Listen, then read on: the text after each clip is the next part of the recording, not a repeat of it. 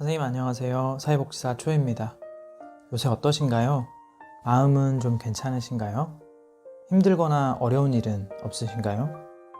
어려운 일이 있으시다면 혹시 인간관계 때문에 괴롭지는 않으신가요? 우리는 매일 사람을 만납니다. 회사에 가면 내가 하는 일마다 트집을 잡는 상사가 있기도 하고요. 화가 나면 입을 꾹 다물고 아무 대꾸도 하지 않는 후임이 있기도 하죠. 또 동료는 툴툴거리고 불평만 늘어놓는 것 같습니다. 진심으로 충고를 해줘도 귀담아 듣지를 않는 것 같아요. 이렇게 사람 때문에 힘든데 전화를 또 받아야 됩니다. 전화의 내용은 대부분이 무언가를 해달라는 거죠. 그런데 아무리 설명을 해도 따지기만 하고 제 말은 듣지를 않는 것 같아요. 이럴 때 정말 속상하시죠? 정말 화가 납니다. 괴롭기도 하고요.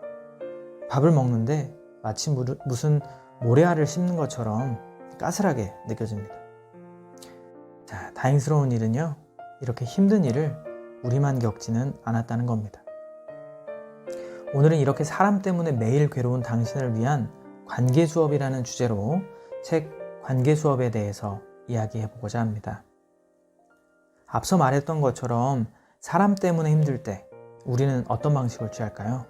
우리가 취할 수 있는 대책은 딱 3가지가 있다고 합니다. 첫째는 현상을 유지하기, 둘째는 관계를 끊기, 셋째는 관계를 개선하기입니다. 여러분은 어떤 대안이 가장 마음에 드시나요? 아마 모두가 3번째 대안, 관계 개선하기를 선택한다고 하실 것 같은데 책의 저자 데이비드 번즈 박사는 약간 다르게 이야기합니다. 인간관계의 문제는 서로 사랑하는 방법을 몰라서라기보다는 사실 서로 사랑하고 싶어 하지 않기 때문에 생긴다라고 주장을 하는데요. 그러니까 사실 우리는 관계를 개선하고 싶지 않다는 이야기입니다. 이 이야기를 듣고 아니 이게 무슨 소리야? 이렇게 주장하시는 분도 있을 것 같아요. 아니 내가 그 사람을 바꾸려고 얼마나 노력을 하는데 그런 소리를 해. 네가 알아? 네가 뭘 알아? 이렇게 이야기하실 수도 있을 것 같습니다. 그런데 인지 이론을 보면 정말 재미있게도 이 주장에 힘이 실립니다. 예를 들어서 우리가 어떤 사람을 멍청이라고 낙인을 찍으면요, 그 사람을 멍청이처럼 대한다고 합니다. 그리고 나서 그 사람만 보면 어우 멍청이, 어우 저 멍청이, 그 사람이 어떤 행동을 해도 역시 이 사람 멍청이야, 그러면서 내 판단이 옳았어, 이렇게 생각한다는 거죠. 그러면 그 사람은 실제로 멍청이가 되는 겁니다. 그래서 남을 더 긍정적이고 현실적으로 바라보는 법을 배우면 갈등 해결이 손쉬워진다고 합니다. 그런데 이게 말이 참 쉽지 말처럼 하기가 쉽지가 않습니다. 왜 그럴까요? 왜냐하면 우리 내면의 한 구석이 이러한 인지 왜곡에 집착하기 때문이라고 합니다. 분노와 짜증의 대상이 되는 사람을 경멸하면 쾌감을 느낀다고 해요. 또 자기가 도덕적으로 우월하다는 느낌도 생깁니다. 그러니까 나는 괜찮은데 그 사람이 문제야, 이렇게 생각을 하는 순간 바로 그 순간 문제가 시작되는 거라는 거죠. 사실 그 사람이 문제야 라고 생각하는 내가 문제일 수도 있는데 말이죠. 자, 그래서 이 부분이 굉장히 중요한데요. 책에서 우리가 갈등을 유발하는 10가지 인지 왜곡이 있다고 합니다. 첫 번째는 전부 아니면 전무라고 생각하는 태도입니다. 이런 사람은 관계가 깨지면 복구가 안 될 거야, 이렇게 생각합니다. 갈등이 있으면 상대를 흑과 백으로 극단화시키는 겁니다. 혹시 이런 태도가 나한테 있지 않나 고민해봐야 할 겁니다. 두 번째는요, 지나친 일반화입니다. 이를테면 이런 거죠. 아, 쟤는 맨날 그래, 이렇게 생각하는 거예요. 그런데 진짜 맨날 그런가요? 항상 그런가요? 아닐 때도 있지 않나요? 항상 그렇다, 그 사람은 좋은 점이 없고 항상 그렇다, 이런 태도를 지나친 일반화라고 합니다. 세 번째는 정신적 여과입니다. 남의 잘못에 딱지를 붙이고요, 부정적 측면에만 골몰합니다. 몇 번이나 이야기해야 알아먹냐, 혹은 이게 벌써 몇 번째야, 이렇게 부정적인 부분만 보는 거죠. 네 번째는 긍정적인 면을 낮게 평가하는 겁니다. 혹시 다툼을 벌이는 상대가 긍정적인 일을 했어요. 그러면 나를 조정하려고 그러는 거야. 이렇게 판단하는 거죠. 5번째는 지나친 결론으로 비약하기입니다. 이거는 독심술 오류라는 유형이 있는데요. 아내에게 이러는 거죠, 남편이.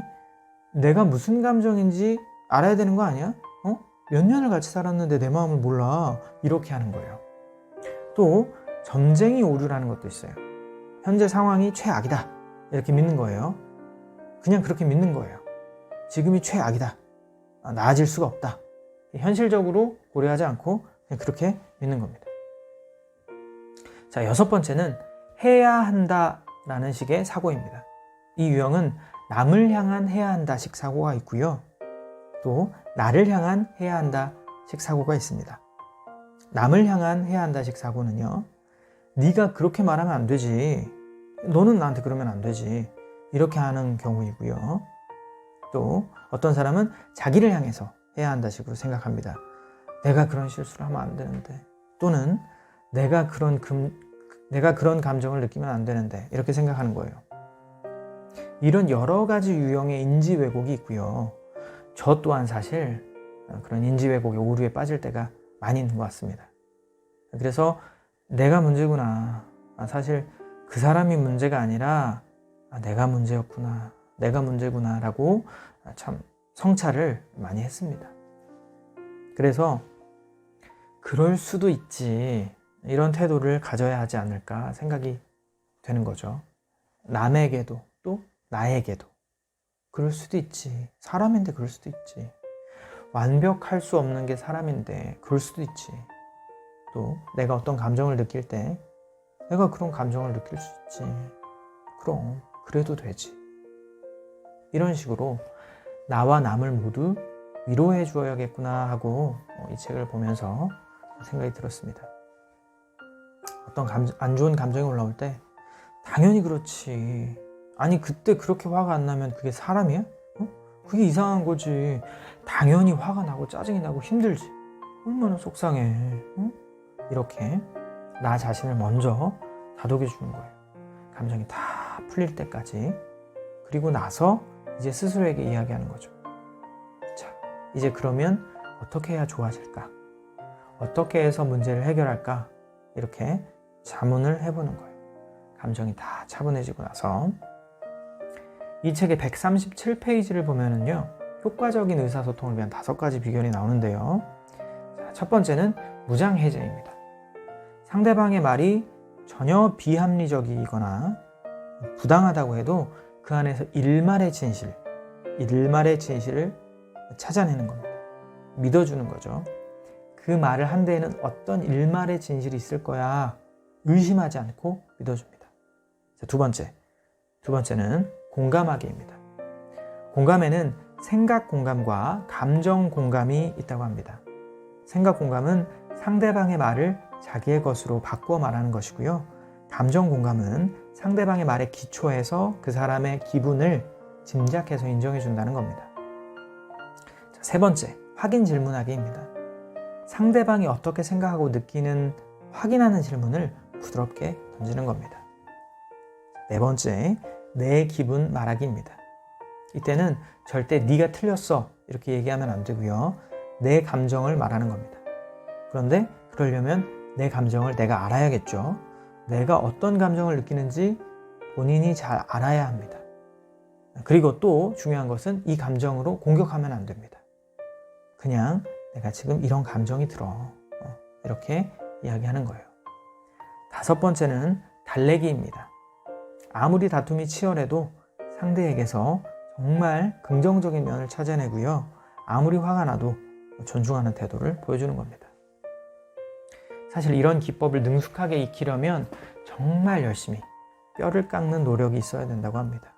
또 가슴에서 우러나는 말이 아니면 진실한 연민과 존중심을 보이는 게 아니면 효과가 없다고 합니다. 그래서 상대방에게 몰입해서 소통을 해나가야만 치유가 일어난다고 합니다. 사실 우리가 이렇게 살펴보면 기본적인 내용이라 모두가 잘 알고 있으실 겁니다. 하지만 참 실천하기가 어렵죠. 그럼에도 불구하고 나 자신을 바꾸어 나가면 이전보다 훨씬 풍요로운 세계를 맛보실 수 있을 것이라고 생각합니다. 데이비드 번즈 박사님은 이렇게 이야기합니다. 당신의 인간관계가 얼마나 심하게 망가졌든 당신은 그것을 고칠 수 있습니다. 일단 당신이 먼저 변하면 상대방도 바뀌게 됩니다. 바로 당신이 관계 회복의 시작이 되어야 합니다. 관계 회복의 시작이 되는 여러분의 오늘을 응원하겠습니다. 오늘 하루도 참 고생 많으셨습니다.